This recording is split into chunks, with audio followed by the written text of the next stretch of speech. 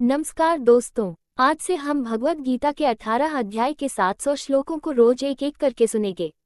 धृतराष्ट्रोवाच धर्मक्षेत्रे कुरुक्षेत्रे संवेता युयुत्सवः मामकाः पांडवाश्च किम कुर्वत संजय। 1। धृतराष्ट्रोवाच धृतराष्ट्र ने कहा, धर्म क्षेत्र धर्मभूमि, कुरुक्षेत्र कुरुक्षेत्र, संवेता एकत्रित होने के पश्चात, युयुत्सव युद्ध करने को इच्छुक, मामकाः मेरे पुत्रों, पांडवा पांडु के पुत्रों ने, च तथा एव निश्चय ही, किम क्या, अकुर्वत उन्होंने किया, संजय हे संजय।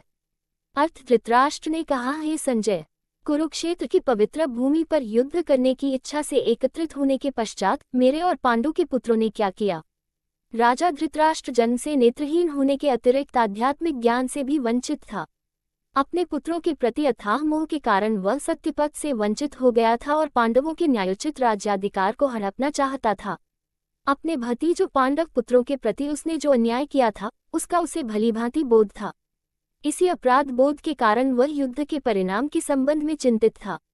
इसलिए धृतराष्ट्र संजय से कुरुक्षेत्र की युद्धभूमि जहां युद्ध होने वाला था की घटनाओं के संबंध में जानकारी ले रहा था। इस श्लोक में धृतराष्ट्र ने संजय से यह प्रश्न पूछा कि उसके और पांडव पुत्रों ने युद्धभूमि में एकत्रित होने के पश्चात क्या किया।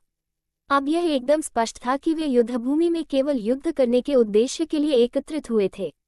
इसलिए ये स्वाभाविक ही था कि वे युद्ध करेंगे। धृतराष्ट्र को ऐसा प्रश्न करने की आवश्यकता क्यों पड़ी कि उन्होंने युद्धभूमि में क्या किया। धृतराष्ट्र द्वारा धर्म क्षेत्रे धर्मभूमि शब्द का प्रयोग करने से उसकी आशंका का पता चलता है। कुरुक्षेत्र पवित्र भूमि थी। शतपथ ब्राह्मण में इसका वर्णन कुरुक्षेत्र देव यज्ञम के रूप में किया गया है, अर्थात कुरुक्षेत्र स्वर्ग की देवताओं की तपोभूमि है। इसलिए इस भूमि पर धर्म फलीभूत होता है। धृतराष्ट्र आशंकित था कि कुरुक्षेत्र की पावन धर्म भूमि के प्रभाव के परिणामस्वरूप उसके पुत्रों में कहीं उचित और अनुचित में भेद करने का ऐसा विवेक जागृत न हो जाए कि वे ये सोचने लगे कि अपने स्वजन पांडवों का संहार करना अनुचित और धर्म विरुद्ध होगा, और कहीं ऐसा विचार कर वे शांति के लिए समझौता करने को तैयार न हो जाएं। इस प्रकार की संभावित आशंकाओं के कारण धृतराष्ट्र के मन में अत्यंत निराशा उत्पन्न हुई। वह सोचने लगा कि यदि उसके पुत्रों ने युद्ध विराम या संधि का प्रस्ताव स्वीकार किया तो पांडव निरंतर उनकी उन्नति के मार्ग में बाधा उत्पन्न करेंगे। साथ ही साथ वह युद्ध के परिणामों के प्रति भी संदिग्ध था और अपने पुत्रों के उज्ज्वल भविष्य के प्रति सुनिश्चित होना चाहता था। इसलिए उसने संजय से कुरुक्षेत्र के युद्धस्थल में हो रही गतिविधियों के संबंध में पूछा, जहां दोनों पक्षों की सेनाएं एकत्रित हुई थीं।